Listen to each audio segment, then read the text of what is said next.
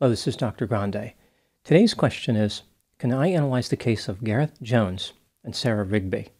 Just a reminder, I'm not diagnosing anybody in this video, only speculating about what could be happening in a situation like this. If you enjoyed this video, please like it, subscribe to my channel, and consider supporting me on Patreon. I will put the link to Patreon in the description for this video. First, I'll look at the background of this case, including the timeline of the crime, then offer my analysis. Gareth Jones was born in the mid-1980s and lived in Crewe, England, which is about 48 miles southeast of Liverpool. He was a project manager for the National Health Service and had once played rugby. In 2021, a 2.5-year romantic relationship that Gareth had ended, and he was looking for new love. He was interested in starting a family. In June of that year, while on the dating website Plenty of Fish, he started communicating with a woman named Sarah Rigby. Gareth and Sarah sent text messages to one another as they explored the potential for a romantic relationship. Sarah was a student nurse. She told Gareth that she was 33 years old, but in reality she was 39. She lived in a 5-bedroom house in Winsford, about 10 miles north of where Gareth lived. The house was owned by her father, but Sarah told Gareth that she owned it. Sarah had 6 children from other relationships, but never told Gareth that there was more than one father. In July, Gareth and Sarah had their first date at a restaurant. Gareth appeared to be surprised that Sarah was wearing a low-cut red dress. On their second date, the couple had sex. About a month into their relationship, when Gareth was visiting Sarah's house, she kicked him out while he was wearing his underwear. Not long after this, she told him that she had mood swings and may have made a mistake. The couple reconciled, and Sarah became increasingly harmful, demanding, and controlling over the next few months. In October 2021, Gareth and Sarah took a trip to London. According to Gareth, when they were in the department store Harrods, Sarah told him that they were not leaving the store until he bought her something expensive. She grabbed his arm and dug her nails into it until he bled. Sarah said something to the effect of, "If you don't buy me the bag I want, I'll go back on the app and see who's in the vicinity. I'm sure there are plenty of men who have me around this evening." Gareth ended up buying Sarah a bag costing £400 and a £600 dress. Sarah appeared to be pleased with this outcome. She told Gareth that she definitely loved him, and he really showed her that he was the one. At this point, Sarah invited Gareth to move in with her. When Gareth made the move, he found that Sarah had a lot of rules. She demanded £700 a month in rent and told him he had to keep his personal belongings in the garage. Gareth was not allowed to have his own key and could not be in the house when Sarah wasn't there. When she would leave, he would have to leave. Gareth would go to various local businesses and stay there until Sarah returned. This arrangement was challenging for Gareth, and he wasn't pleased with it, but Sarah told him that if he left, she would take a drastic step. Her plan was to call the police and falsely accuse Gareth of committing an assault of a sexual nature against her. Sarah asked Gareth, "Who do you think they're going to believe?" In addition to paying rent, there were a lot of other expenses involved in the relationship with Sarah. She told Gareth that he was the money source and had to give her the £4,000 he earned every month. From her point of view, it was his responsibility to pay for everything. At one point, Sarah was in a custody dispute with a former partner. She made Gareth pay for an expert witness at a cost of £3,000 and compelled him to file a false witness statement supporting her argument for custody. Apparently unhappy with Gareth's body weight, Sarah took several measures. She forced him to eat salad and fruit so he would lose weight. He ended up losing 4 stone, which is 56 pounds, but Sarah was still not happy. Sarah accused Gareth of having bad breath and forced him to ingest toothpaste and mouthwash. She also wasn't pleased with his lack of hair.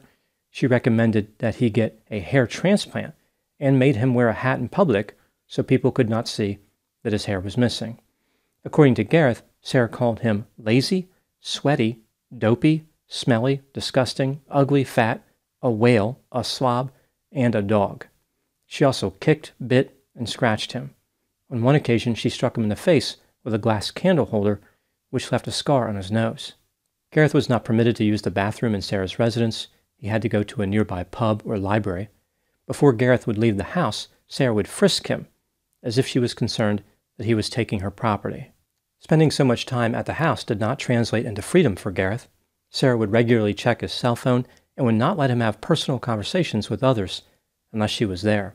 She kept him at the distance she desired, but still managed to spy on him and control his every move. According to Gareth, Sarah had an incredibly strong sex drive. She demanded sex 5 or 6 times a day. When Gareth failed to perform adequately, she forced him to sleep on the floor without a blanket and with the window open. At one point, she said something to the effect of, "If I'm not pregnant this month, I'm going to find someone else to have sex with and get pregnant. I need to get pregnant this month. If I don't, I'll dump you." Gareth felt a lot of pressure to stay in the relationship.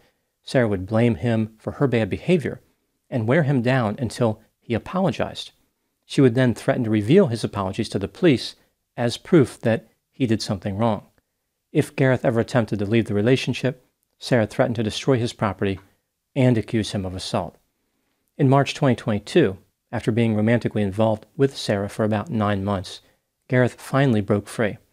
He didn't have much money and could not afford a place of his own, but at least he was away from Sarah. After notifying the police about his experiences in the relationship, Sarah was placed under arrest. Predictably, she then falsely accused Gareth of being coercive, controlling, manipulative, and violent. It appears as though the police may have not properly investigated Sarah's claim because they decided to arrest Gareth. In September 2022, the charges against Gareth were dropped. The case against Sarah, however, went forward. Her trial started on February 26, 2024. Sarah learned that not only was Gareth going to testify against her, but 2 other former lovers were willing to come forward. On February 28, 2 days after the trial started, Sarah pleaded guilty to controlling and coercive behavior. On May 3, 2024, she was sentenced to 20 months in jail, but the sentence was suspended. She must participate in 35 hours of rehabilitation and cannot have contact with Gareth for 5 years. This outcome was not acceptable to many. There was no display of remorse whatsoever from Sarah, and of course, she avoided jail. Sarah ultimately found another lover and became pregnant.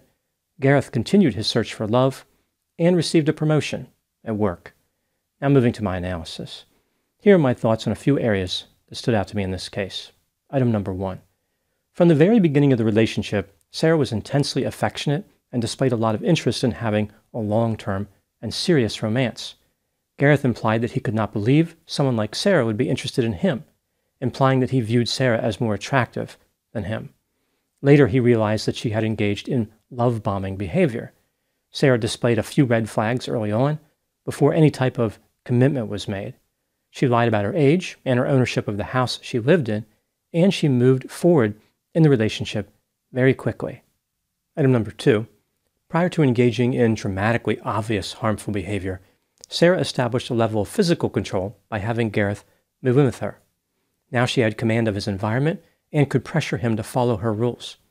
One would have expected Sarah to continue the love bombing for a while after Gareth moved in, but instead she was antagonistic right away.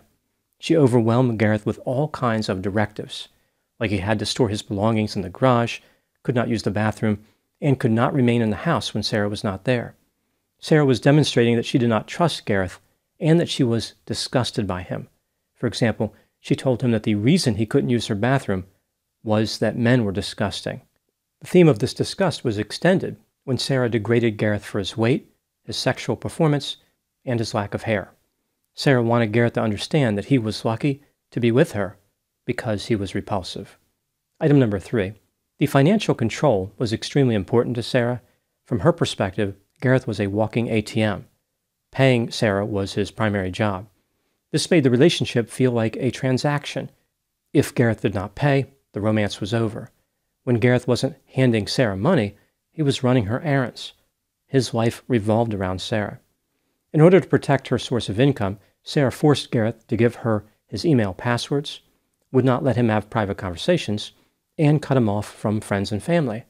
According to Gareth, at one point Sarah said, "I may not control social services, but I can control you, and I am loving it." Through the course of the 9-month relationship, Gareth spent about £30,000 to £40,000 on gifts and rent. Item number 4. According to Gareth, Sarah told him that she had a difficult childhood and had bad relationships. Everything terrible that happened to her was someone else's fault. She said that men had always been monstrous toward her. In court, Sarah suggested that she had post-traumatic stress disorder from undisclosed childhood trauma. When combining this narrative with her false accusation against Gareth, it seems clear that Sarah was trying to play the victim. Furthermore, she understood the effectiveness of a false allegation in the context of a romantic relationship. Item number 5. Gareth said that he felt degraded, worthless, nervous, and suffered from low self-esteem as a result of being in the harmful relationship. He has difficulty trusting women and becomes frightened when he sees someone who has the same color hair and same hairstyle as Sarah. It is his hope to educate people about the stigma regarding men not being seen as victims of domestic violence. Item number 6. What do I think happened in this case? This is just a theory, my opinion. Sarah was self-centered, impulsive, irresponsible, sadistic, controlling, demanding, possessive, vindictive, petty, immature, materialistic, greedy, manipulative, deceptive, cold, callous, grandiose, arrogant, condescending, provocative, and had a sense of entitlement. Gareth became excited after meeting Sarah, believing that they could have a life together. He was hopeful the relationship would work out. A disadvantage for Gareth manifested in the form of his belief that he was fortunate to be with Sarah. He assigned himself a lower level of value, which predisposed him to tolerate mistreatment at her hands. When Sarah's initial manipulation tactics were successful, she became impatient and piled on the demands. She did not hold back in any way. Sarah wanted complete control, and she wanted it immediately. The more that Gareth complied with the ridiculous rules Sarah established, the more vulnerable he became. Sarah gave him many reasons not to report the mistreatment. For example, the fear of false accusations, embarrassment, and isolation from family and friends. Some part of Gareth knew that the relationship was going to end badly. Therefore, he saved incriminating text messages that Sarah had sent to him. When he finally left, those messages became critical to prove that Sarah had offended against him. Ultimately, Sarah largely escaped the consequences of her behavior, despite showing no remorse. Now moving to my final thoughts. Some people look at Gareth and think that he was too passive and he should have known that Sarah was dangerous. But others argue that dealing with a narcissistic and controlling love interest is not always clear-cut. Gareth had to weigh a number of dramatic, emotional, and potent factors when making his decision about what to do in the relationship. Love versus harm always creates a challenging calculation, especially when the love is intense and the harm is insidious. Even so, I think one could make a good argument that Gareth should have known to leave much earlier because there were some clear deal breakers. With Sarah, the harm wasn't always insidious. Much of the time, it was obvious. She exhibited behaviors that were beyond the pale, even in the context of relationships affected by narcissism. For example, making Gareth sleep on the floor, locking him out of the house when she wasn't there, and not letting him use the bathroom. It's easy to appreciate how some of the financial mistreatment may not be obvious to everyone, but how did Gareth dismiss the no bathroom policy? Sarah wasn't so much waving red flags as she was lighting fuses on sticks of dynamite wrapped around fireworks. How could anyone tolerate her behavior, even for a second? This case demonstrates that people with narcissistic tendencies will get away with whatever they can, no matter how offensive, ludicrous, and outlandish. Those are my thoughts on the case of Gareth Jones and Sarah Rigby. Please put any opinions and thoughts in the comment section. They consistently generate an interesting dialogue. As always, I hope you found my analysis of this topic to be informative. Thanks for watching.